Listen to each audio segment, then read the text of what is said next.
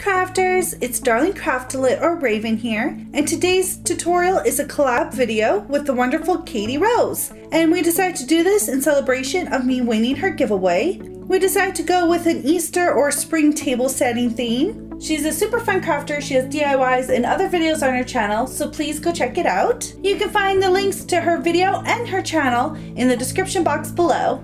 For this collab, I'm going to be showing you how I made this adorable Molang or Molang, however you prefer to pronounce it, inspired napkin holder out of perler beads. I'm a beginner at perler beads, but I'm having so much fun working with them, and I just came up with this design and thought it would be super cute. I really like how it came out, and I think you guys are going to have a lot of fun making it. I just think it's perfect for Easter or, as I said, spring, and it will sure add some cuteness to your dining table. Well, let's get started.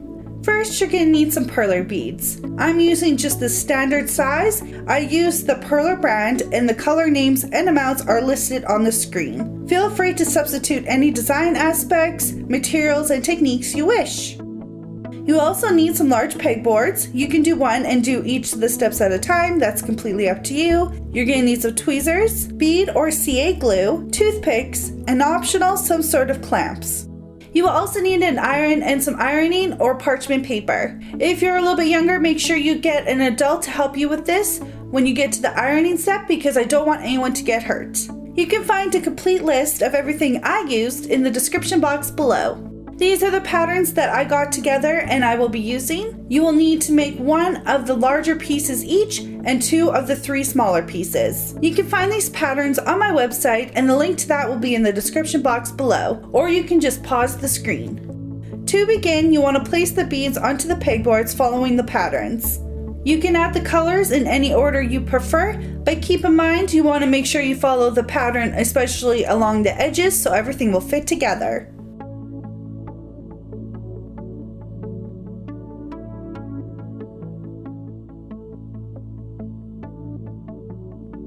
Once that's done, you want to warm up your iron. I am using the cotton setting on mine as I find that works best.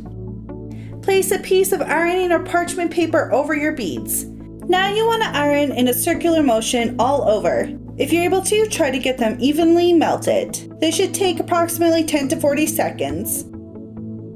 Then you want to remove them gently when you can stand to touch them. Flip them over and lay your parchment paper again over top and repeat ironing. Some people do this differently. This is just the way I like to do it. Then I peeled the creations off the paper, then flipped over my parchment paper and laid it on top again. Then I laid something on top so my beads will cool flat. This is what all my pieces look like. You should have 8 in total. Now you want to add some bead or CA glue to the top of one of your center pieces. Then you want to double it up.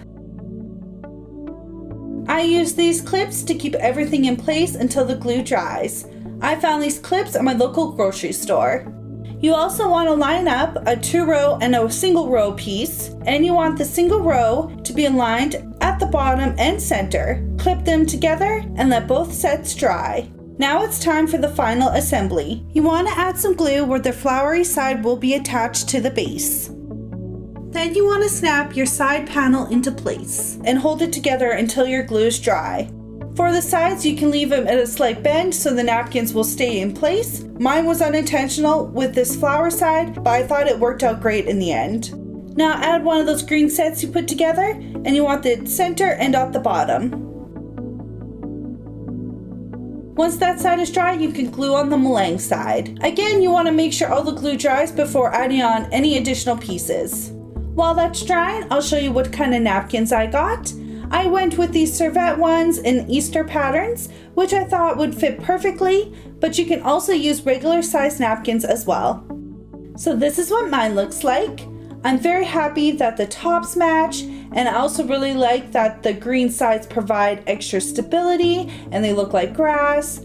I think I did a pretty decent job for my first larger perler bead project. I'd only really did a small coaster as a test piece before, so I think this went very well. I just think it's super cute, and I love Molang, and I love it because, as I said, I feel like you could use this for spring or Easter, and you wouldn't have to put it away after Easter. I definitely think you could even carry it on to summer. To earn 2 additional entries into my giveaway, make sure you entered on the original video and answer this question. What is your favorite kind of flower? Let me know in the comments.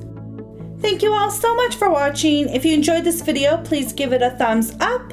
Remember to check out Kati Rose's video for this collab. Again, the link is in the description box below. I would love it if you follow me on my social media, and all my accounts are listed on the screen. Don't forget to subscribe to my channel for more crafty goodness, and I'll see you all soon. Bye! Hey there! More information and the link to my giveaway can be found in the description box below.